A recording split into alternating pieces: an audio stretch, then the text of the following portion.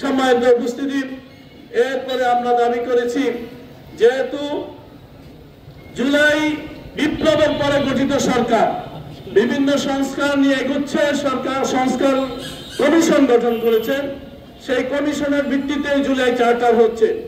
তখন আমাদের দাবি ছিল নির্বাচন পদ্ধতিতেও সংস্কার আনতে হবে, কিন্তু আমরা দেখলাম অনেক কিছুতে সংস্কার আনলেও নির্বাচন পদ্ধতিতে সংস্কার আনতে রাজি নয়। কারণ সরকারের দৃষ্টিতে বড় দলটি নির্বাচনে সংস্কার চায় না, অথচ দেশের জনগণ সংস্কার চায় নির্বাচনের মধ্যে। সনাতন পদ্ধতি নির্বাচন দেশের জনগণ মেনে নিতে রাজি না। এই জন্য আমরা পিয়ার পদ্ধতির কথা বলেছি, যে এই পিয়ার পদ্ধতি মানে শান্তিপূর্ণ একটি নির্বাচন, পিয়ার পদ্ধতি মানে গ্রহণযোগ্য একটি নির্বাচন, পিয়ার পদ্ধতি মানে দক্ষ অভিজ্ঞ পার্লামেন্টারিয়ান তৈরি করা, পিয়ার পদ্ধতি মানে একটি যোগ্য সরকার গঠিত হওয়া, পিয়ার পদ্ধতি মানে হলো একটি মজবুত সরকার গঠিত হওয়া। কিন্তু সরকার এই দিকে না গিয়ে আবারও সনাতন দিকেই যাচ্ছে। এই জন্য আমরা রাস্তায় নেমেছি। আমরা স্পষ্ট বলতে চাই, পিয়ার পদ্ধতি ছাড়া এই দেশে নির্বাচন হবে না। এই নির্বাচন করার কোন সুযোগই নেই সরকারের। পিয়ার পদ্ধতিতে নির্বাচন করতে হবে, এটাই সব কথা, এটাই শেষ কথা, এটাই জনগণের কথা। জনগণ এই কথা থেকে এক বিন্দু পরিমাণ সরে যাবে না। আমরা বলছি, গণহত্যাকারী যারা, যাদের এভিডেন্স গুলি রয়েছে, আমরা মর্মান্তিক দৃশ্য দেখি। যখন আমরা দেখি ট্রাইব্যুনালের মধ্যে আর্গুমেন্ট হয়, সাক্ষীরা সাক্ষ্য দেয়, চোখের পানি ধরে রাখা যায় না। এই নির্মমতার বিবরণ শুনে আমরা বলছি তাদেরকে গণহত্যার আওতায় আনতে হবে। একই সাথে এদেরকে যারা ফ্যাসিস্ট বানিয়েছে, 14 দল জাতীয় পার্টি সহ সবাইকে গণহত্যার আওতায় আনতে হবে এবং তাদের বিচার করতে হবে, নিষিদ্ধ করতে হবে। কিন্তু আমরা লক্ষ্য করলাম এদিকেও সরকার খুব দৃঢ়ভাবে আগাচ্ছে। এখনো 57 জন চৌকুশ সেনা সদস্যদেরকে বিডিআর বিদ্রোহের নামে ঠান্ডা মাথায় হত্যা করা হয়েছে। তার কমিশন এখনো রিপোর্ট দেয়নি।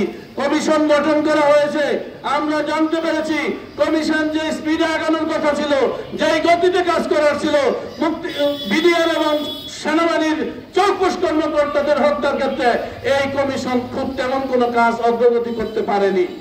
আমরা বলতে চাই, এই দেশপ্রেমিক সেনাবাহিনীর সদস্যদেরকে যারা খুন করেছে, হত্যা করেছে, এর পৃষ্ঠপোষকতা দিয়েছে।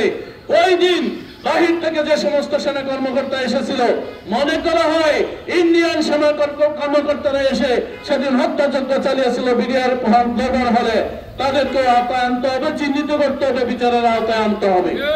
আমরা মনে করি নির্বাচনটা খুব গুরুত্বপূর্ণ। এই নির্বাচনের ব্যাপারে লেভেল প্লেইং ফিল্ডের যে কথা বারবার আসছে, সরকারও বলছে, আমরাও বলছি, কিন্তু কাজের কাজ কিচ্ছু হচ্ছে না। এখনো সরকারি কর্মকর্তারা একটি দলের চাপে কাজ করতে পারে না, টিআর কাবিখা বন্ধ করতে পারতেছে না। কেউ বলে আমাকে 20 লাখ দিতে হবে, কেউ বলে আমাকে 30 লাখ দিতে হবে, কেউ বলে আমাকে নগদ এত দিতে হবে। তারা প্রজেক্ট চায় না, তারা টাকা চায়। আর টাকা চায় বলেই আজকে অনেক উপজেলায় টিআর কাবিখা ঝুলে আছে, উপজেলা পরিষদের বাজেট ঝুলে আছে, বিভাগীয় কমিশনের বাজেট ঝুলে আছে। এগুলো তারা আজকে কমপ্লিমেন্ট করতে পারছে না, বাস্তবায়ন করতে পারছে না একটি দলের অত্যাচারে। তাহলে কিভাবে সরকার লেভেল প্লেইং ফিল্ড করবে তা আমাদের মাথায় ধরে না, জনগণের মাথায় ধরে না। আমরা স্পষ্ট বলতে চাই, লেভেল প্লেইং ফিল্ড ছাড়া, সমতল ভূমি ছাড়া, সবার সমান সুযোগ সুবিধা ছাড়া আগামী নির্বাচন গ্রহণযোগ্য হবে না এবং এই নির্বাচনে জনগণ অংশগ্রহণ করতে পারা যাবে না ইনশাআল্লাহ। বন্ধুগণ, আমরা পরিষ্কার বলতে চাই, দীর্ঘদিন যাবৎ ধৈর্য ধরে আমরা এই সরকারকে সহযোগিতা করে আসছি। সরকারের বিরুদ্ধে আমরা তেমন কোনো তীব্র আন্দোলন করে তুলি নাই। নানান অসঙ্গতি আমরা দেখেছি, কম্বিনেশনের অভাব আমরা দেখেছি, সমন্বয়ের অভাব আমরা দেখেছি সরকারের বিভিন্ন দপ্তর, অধিদপ্তর, ডিরেক্টরের মধ্যে। কিন্তু তারপরে আমরা ভেবেছি নতুন সরকার সব ঠিক হয়ে যাবে।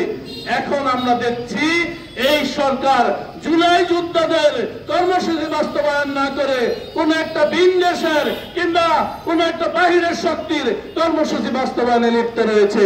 এই ষড়যন্ত্র আমরা মেনে নেব না, এই ষড়যন্ত্রের দাঁত ভাঙা জবাব আমরা দেব ইনশাআল্লাহ। আমরা পরিষ্কার বলতে চাই, এটা আমাদের প্রথম দফা কর্মসূচি, তৃতীয় ফেজ আজকে আমরা আসছি। এরপরে দ্বিতীয় দফা কর্মসূচি আসবে, তৃতীয় দফা কর্মসূচি আসবে।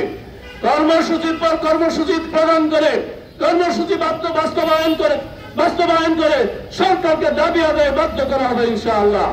সেই আহ্বান এবং আপনারা সেই দাবি আদায়ের কর্মসূচিতে স্বতঃস্ফূর্ত অংশগ্রহণের উদাত্ত আহ্বান জানিয়ে আমি আমার বক্তব্য শেষ করছি।